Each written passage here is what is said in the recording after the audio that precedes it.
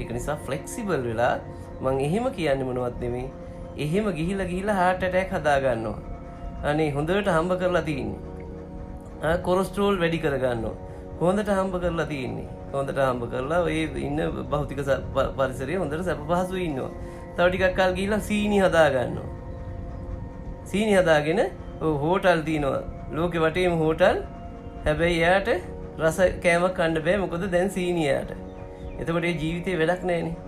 ඒක නිසා මම මේ දේ කියන්නේ කොච්චර මේ දේවල් කරත් කමන්නේ තමන්ගේ මේ ශරීරයේ වටිනාකම මේ ප්‍රාණයේ වටිනාකම දැනගෙන ප්‍රාණයාම කරන්න, යෝගා කරන්න, මියුසික් තෙරපි කරන්න, ක්‍රීඩා කරන්න, ස්පිරිචුවල් භාවනාව වගේ වේවා කරන්න. ඒ සිහියේ ඉන්න වැඩසටහන් වලට ඔළුව යොදන්න. මොකද මේක කැලේ ගියොත් අපි අර ස්වභාවයේ තියෙන එනර්ජිස් ඩිරෙක්ට් ගන්න ලයින් තමයි මේ. ඩිරෙක්ට් ගන්න ලයින් තමයි මේ. අපි කැරට් වලයක් කෑවොතින් ඒක ට්‍රාන්ස්ෆර් වෙලා බඩට ගිහිලා ශක්තිය හදාගෙන ඉන්න කාලයක් යනවා. හැබැයි අපිට ඩිරෙක්ට් බ්‍රීත් එකක් කරලා මෙන්න මේක කෙලීම් එනර්ජි එකට ලින්ක් කරන්න තප්පර ගානක් යන්නේ. එතකොට ආහාරයෙන් හම්බෙන්නේ නේද? ජලයෙන් හම්බෙන්නේ ශක්තියම තමයි, ප්‍රාණම තමයි. ස්වභාවයන් කීපකින් හම්බෙන්නේ. එතකොට මේක ලේසි මේක තමයි එහෙනම් හුස්ම හරහා තමන්ගේ මනස දියුණු කරගෙන මෙන්න මේ මනසෙන් හදවත මොලේ දියුණු කරගන්න තාලේ තමයි බලන්න ඕනේ. එතකොට හොඳට මතක තියාගන්න මෙන්න මේ ව්‍යාපාරයකදී මිනිස්සෙක් හැතිරෙන විදිය, ඒ ව්‍යාපාරික ස්ථානයේ හිම පුද්ගලයා සතුව තියෙන්න ඕන මහා ගතිය තමයි ප්‍රාණ. මෙන්න මේ කොටසත් ඔය විදිහට මහා ගන්න. මේ ප්‍රාණය මත මහා ශක්තියක් හට ගන්නවා ඒ පුද්ගලයා තුළ. ඒක බොහොම නිමහල් එකක් වෙන්න ඕනේ. පිරිසිදු එකක් වෙන්න ඕනේ. පිරිසිදු චේතනාවෙන් කරන්න ඕනේ. ව්‍යාපාර ගැන බුදුන් කියලා තියෙනවා. එහෙම වුණොත් ඒ කියන තැන තියෙන්නේ මෙන්න මේ ප්‍රාණ කතාවමයි. අපි ව්‍යාපාරයක් කරනකොට ඉස්සල්ලා බුදු පාන තියලා නේද? එහෙම නැත්නම් අපි ආගමික නායකයාගේ මේ දේ තියලා තමයි පටන් ගන්න. ඇයි එහෙම කරන්නේ? මේකේ තියෙන ස්පිරිචුවල් කැලට තමයි ඒක කරනකොට ඒ ව්‍යාපාරිකයා යන්නේ. හේතුව අර ප්‍රාණික බව තමන් ඇති කර නොගත්තොත් කවදාවත් ඒ ව්‍යාපාරේ හරියන්නේ නැහැ. මේක විද්‍යාත්මකව මැනලා ඉවරයි. හරියන්නේ නැත්තේ මොනවත් නෙමේ. මෙන්න මේ අපට භෞතිකයෙන් අතින් ගේන සල්ලි ටික අර අධ්‍යාත්මයෙන් ගේන්න පුළුවන් ටොන් ගාන.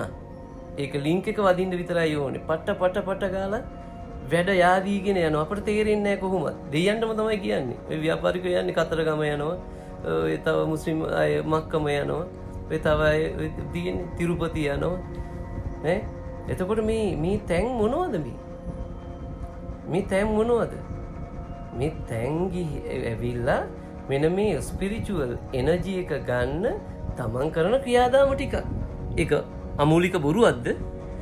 ඔබ කරන්නේ නැද්ද? අනිවාර්යෙන් ගෙදර පහන තියාගෙන මේවා කරගෙන මේ ඔක්කොම කරන්නේ. කෝවිලට ගිහිල්ලා ඇවිල්ලා තමයි ඔෆිස් එක ආරින්නේ. මල් පහන් පූජා කරන්නේ. ඔව් මේක ඇත්ත කතාව නිකන් අපි විද්‍යාත්මකව ගමුකෝ.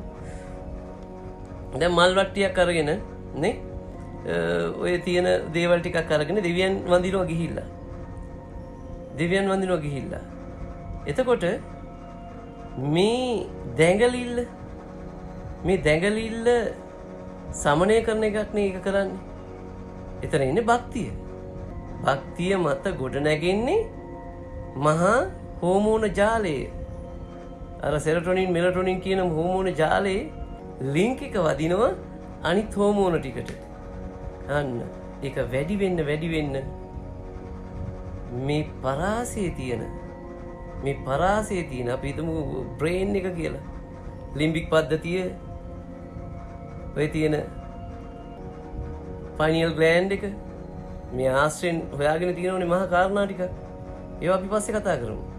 මෙන්න මේ පද්ධතියේ ක්‍රියාකාරීත්වයත් එක්ක හදවත එකඟ වෙන එක තමයි මෙන්න මේ ලින්ක් එක.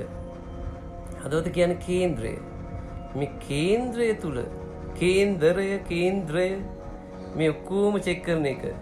භෞතික බර නාභියට වැටෙන්නේ ඔව් අපේ ස්පිරිචුවල් අපේ තියෙන බොඩි එකේ බැලන්ස් එක වැටෙන්නේ හાર્ට් එකට. එතකොට මේ කේන්ද්‍රය තුල පෘථුවියද මේ සෞරග්‍රහ මණ්ඩලයේද මේ නෂ්ට කේන්ද්‍රවාද කියන එක හැදෙනවා. ඒක පස්සේ අපි කතා කරමු. මේකත් එක්ක තියෙන මේ ග්‍රැවිටි එක තමයි මේ නෙට් එක හදන්නේ. තමන් වැඩේ කරනවා අපි දන්නේ අන්න අපි හදනවා නිකන් හිතමු සපත්තු දෙකක්. අන්න අර සපත්තු දෙකට ආස වෙලා සපත්තු දෙක වටේ පිරෙන්න ගන්නවා. මේක පුදුම විදියට විකිනෙනවා. වැඩේ තියෙන්නේ සමහරක් අය උපරිම ලෙවල් එකෙන් සපත්තු හදාගෙන තියාගෙන බලාගෙන ඉන්න බිස්නස් එක වෙන්නේ නැහැ. ඔන්න ඔතන තියෙන විද්‍යාත්මක කෑල්ල තමයි මම මේ කියන්නේ. අතන තියෙන ප්‍රාණ අර බිස්නස් එක උනේ ඒ ප්‍රාණ නිසා. ඒ ප්‍රාණ වලට හැඩයක් නැහැ. එයාගේ ගිහිල්ලා එයාගේ මේක හදවතින් එයා හැදුවා දීලා මේක නියම විදියට නියම සාධාරණත්වයෙන් මේ මිනිස්සුන්ට දෙනවා හරි භක්තියෙන්. අන්න ඕන් වෙන හෝමෝන් ටික. හෝමෝන් ටික ඔන් වුණාට පස්සේ අර ඇන්ටනාව ඔන් වෙලා වදිනවා. අන්න වදින්න ඕන තැනට වැදුනට පස්සේ එයාගේ තියෙන ඇල්ගෝ එකෙන් පට ගාලා මෙන්න මේ පද්ධතිය ලින්ක් කරලා ව්‍යාපාරික ස්ථානයට යොමු කරන එක විතරයි කරන්නේ. ඕකමයි නෙට් එකේ කරන්නේ. ඕකමයි නෙට් එකක් දැන් ඔය හොයාගෙන තියෙන්නේ. මෙන්න මේ ඇල්ගෝ එක තමයි ප්‍රාණ. මේ ප්‍රාණය හැමතැනම එක විදියට අල්ලගෙන දැන් ගොඩ නැගෙනවා. මං කියන්නේ ඇයි මේ රටවල මිනිස්සුන්ට මේ දේවල් වල තියෙන මහා කෑල්ල ගොඩනගා ගන්න බැරි? මේක ඩිරෙක්ට් ප්‍රාණ නොකියුවක් කමන්නේ. හුස්ම ටික ගන්නකො හොඳට. පන්සලට සිරිපු දෙක ගලවගෙන යනවා නේ? වැලි පාගලා පොළොව පාගලා මේව කරලා ඇවිදලා මේ ඇඟේ තියෙන අපේ තියෙන මේ හිර වෙච්ච තැන් මේවා ඔක්කොම බුරුල් කරගෙන යනකොට හොඳට ලේ යන එක නෙවෙන්නේ. ප්‍රාණය අතාරිමුකෝ අපි. එතකොට මේ ලේ යනකොට එක මොහොතක මේකේ තියෙන මේ ඉලෙක්ට්‍රෝන නියුට්‍රෝන ප්‍රෝටෝන වල තියෙන මහා සංයුතින් ටික නිෂ්පාදනය වෙන්න ගන්නවා. මම නිතරම කියන්නේ අර කවදාවත් බෑ කියලා මේ මිනිස්සෙකුට මේ දින විශේෂඥයට බෑ මේ හියුමන් බොඩි එක හදලා දෙන්න. මොකද හියුමන් බොඩි එක ස්වභාවික හැදිච්ච එකක්. මේ ඇඟිලි ටික, නියපොතු ටික, හිස් කබලේ තියෙන කොණ්ඩ ගස් ටික කාට හරි නිර්මාණය කරන්න කිව්වොත් ඒක මේ ස්වභාවික තත්ත්වෙන්ම නිර්මාණය කරන්න පුළුවන්ද? කවදාවත් බෑ ඒක කරන්න. එහෙනම් මේ ස්වභාවී හදපු ශරීරය ඇතුලේ ඔය ප්‍රාණ දුහවන එක යාට තියෙන සිම්පල් එකක්. ඒක නිසා මෙයාට බෙහෙත් ඕනේ නැහැ. මෙයාට මොනවත් ඕනේ නැහැ. මෙයා හැබැයි ලෙඩ වුණොත් මෙයා අවුට් ඔෆ් අරගත්තොත් මෙයාගේ හුස්ම ටික පිට අරගත්තොත් අපි අනිවාර්යෙන් මෙයාගේ සිස්ටම් එක අවුට් අරගත්තොත් අපි අනිවාර්යෙන් ලෙඩ වෙනවා. ඒකයි. එහෙනම් එයාගේ සිස්ටම් එක ජීවත් කරන එක තමයි ප්‍රාණ කියලා කියන්නේ. එයාගේ සිස්ටම් එකට දාගන්න එක තමයි අපේ ව්‍යාපාර කියලා කියන්නේ. මේ ව්‍යාපාරේ දියුණුවටම ලැබපු අය පිටිපස්සේ ඉන්න මහා බලවේගය තමයි ප්‍රාණ. ඒක ඕන රිසර්ච් එකකින් ඕගොල්ලෝ ඔප්පු කරලා පෙන්නන්න. භෞතිකේ කොච්චර තිබුණත් මෙන්න මේ එනර්ජි පොයින්ට් එක ආව දවසට තමයි දෙවියන් පේන්නේ. දෙවියන් කියන්නේ ප්‍රාණ. මේ යුනිවර්ස් එක තුල තියෙන සූර්ය ශක්තිය පතිත වීම මත හැදෙන අංශු එකතුවක් තමයි අපි කියලා කියන්නේ. ඒක තුල තියෙන මොලේකින් හදවතකින් කල්පනා කරලා වැඩ කරන මිනිස්සු අපි. එහෙනම් ඒක ප්‍රාණ වැඩි නම් ඔයාව නවත්තන්න කාටවත් බෑ. ඒක නිසා යොමු වෙන්න ප්‍රායෝගිකත්වයේ අත්විඳින්න ප්‍රාණ කරලා බලන්න. තමන්ගේ ව්‍යාපාරය විතරක් නෙවෙයි, නිර්මාණශීලීත්වය විතරක් නෙවෙයි, මේ තියෙන කැපැසිටි එක වැඩි වෙන්න අර්ථවත් ජීවිතයකට කෙනා යන්නේ. බොහොම අර්ථවත් ජීවිතයකට.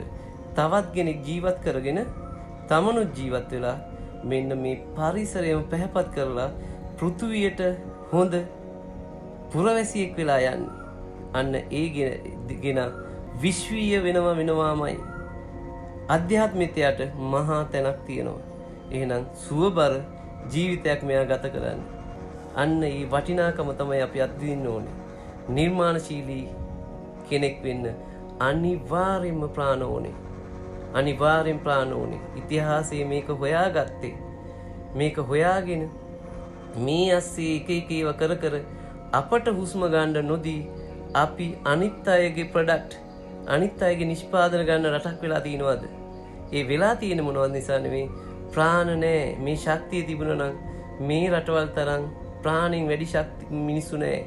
මොකද සූර්යාලෝකයේ හරි සමබරව පතිත වෙනවා. සමකාසන්න රටක්.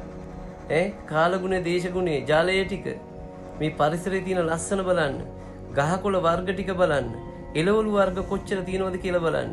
ඖෂධ පැලෑටි කොච්චර තියෙනවද කියලා බලන්න. පළතුරු නම් කොච්චර තියෙනවද කියලා බලන්න. එහෙනම් ප්‍රාණ වැඩි භූමියක ලක්ෂණ මේවා. එහෙම වැවෙන පොළොවක හොඳ කපාල කැපැසිටි එකක් තියෙන අය නෙවෙයිද ඉන්නේ. අද NASA බැලුවත් වැඩිම රිසර්චර්ස්ලා ප්‍රමාණයක් ඉන්න රටවල් ටිකක් අතර ඉන්න රටක් තමයි ලංකාව කියන්නේ. එතකොට මේ පෙන්වන්නේ ප්‍රාණ ශක්තියේ බලයේ තියෙන මොලේ තියෙන මහා කලාපයක්. ඇයි අද ලෙඩ වෙලා ඉන්නේ? ඇයි අද හොස්පිටල් පුරවලා ඉන්නේ? එහෙනම් හැරෙන්න කාලය ඇවිල්ලා තිනවා. අපේ දරුවෝ ටික පරිස්සම් කරන්න කාලය ඇවිල්ලා තිනවා.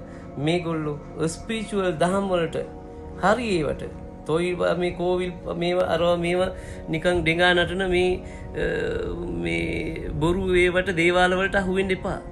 හැබැයි ඒක තුල හරි දේ තියෙනවා නම් ඒවට ගියත් කමක් නැහැ. මොකද හේතුව මේ ප්‍රාණ කියලා කියන්නේ අපේ හුස්ම ඇතුලේ තියෙන මහා කෑල්ල.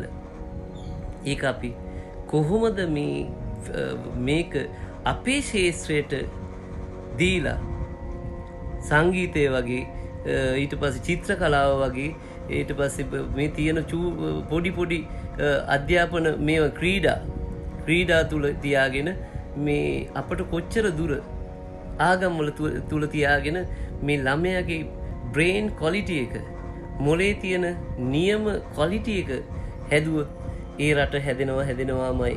එහෙනම් වැදගත් වෙන්නේ ඉගෙන ගන්න පරාසය නෙමෙයි මේ සදාචාරාත්මක ගතිගුණ වලින් ළමයා හදලා ඒකත් එක්ක එන නිහතමානී දැනුම. ඒ දරුවා කවදාවත් හොරෙක් වෙන්නේ නැහැ. කවදාවත් ආයතනික තියෙන දෙයක් හොරකම් කරන්නේ නැහැ. අමාත්‍යාංශික තියෙන දෙයක් හොරකම් කරන්නේ නැහැ. නියම දේ කරලා මිනිස්සුන්ට සේවයක් කරලා එයාට අයිති පඩිය විතරක් අරගෙන යන නිහතමානී මිනිස්සෙක් වෙනවා. අර හොරට මේවට වංචාවට මේ තියෙන කමිෂන් වලට යටත් වෙලා ලංකාව මේ තත්ත්වයකට දාලා තියෙන්නේ මෙන්න මේ ක්‍රියාදාමයේ ක්වොලිටි නැති මොලයක් හැදිච්ච තාර්කික බුද්ධිය තියෙන මෙන්න මේ ප්‍රාණ නැති මිනිස්සු ටික තමයි අද ලෙඩ වෙලා තියෙන්නේ. අද මේ තියෙන ප්‍රශ්න වලින් එක තැන්වල හිර වෙලා ඉන්නේ එදා කරපු පව් වලට. ඒක නිසා ඒ සියලු දෙනාටම වෙන්නේ මොන ජාතියේ මොන පක්ෂයේ වුණත් සියලු දෙනාට වෙන්නේ යුනිවර්ස් එකේ රීතියෙන් පිට යන්න බෑ. ඒක පළ දෙනවාමයි. මේ සියලු ආගම් වල තියෙන්නේ ඒ කතාවමයි. මේක ඇතුලේ අද අපට දැනෙන දේ හොඳ ප්‍රාණයක් දරන්න, හොඳ ජීවියෙක් වෙන්න, පෘථුවියට සලකන්න. අර හඳට ගිහිල්ලා ඒගොල්ලෝ කිව්වේ මේ ලස්සන නිල් පාටට පේන පෘථුවි තලය විනාශ කරන්න එපා.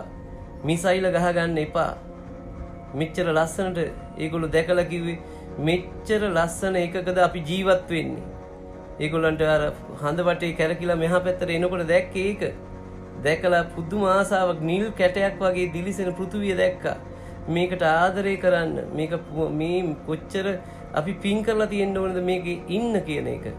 මෙන්න මේ තියෙන්නේ ප්‍රාණ ශක්තියම තමයි මේ පුද්ගලයන්ටත් තියෙන්නේ මම කියන්නේ.